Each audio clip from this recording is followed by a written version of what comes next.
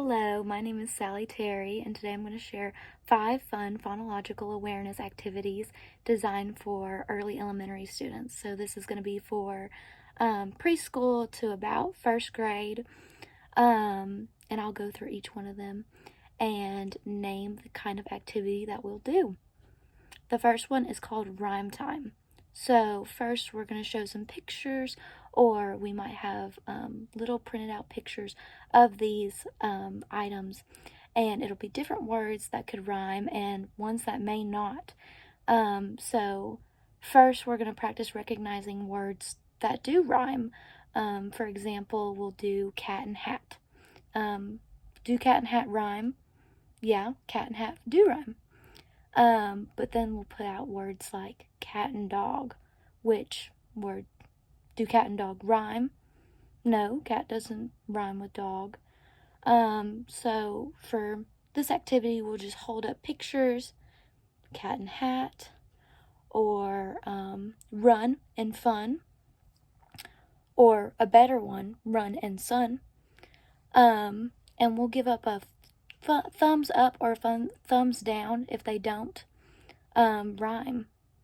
This makes rhyming fun and interactive. Our second activity is called Clap It Out, which focuses on syllable counting. I'll say a word and we clap out the syllables together. For example, we'll try a word like basketball. Basketball. That's 3 claps, so there's 3 syllables. So we can do this with pretty much any word. Pencil, we'll do pencil, so that's 2 syllables.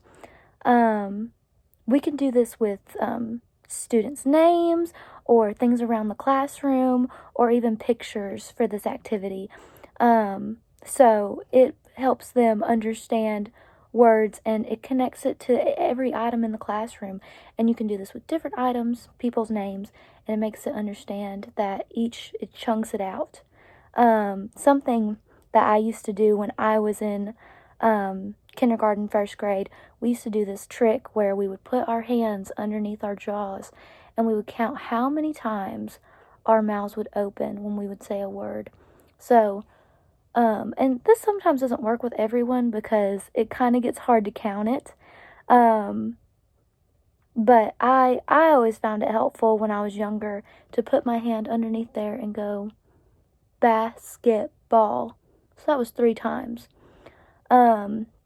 But I know that can be confusing for some, so clapping, it helps, and everyone is able to understand it a little bit more. And it doesn't necessarily have to be clapping.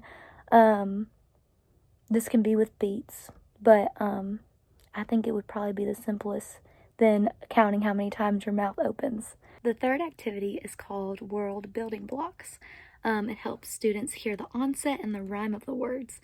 The onset is the first sound and the rhyme is the second of the word. The second part of the word. For example, in sun, so s is the onset and un is the rhyme. So un. For this activity, I'll set the onset and the rhyme separately. So we'll have un, and we'll have just 2 separate pieces of those words separated.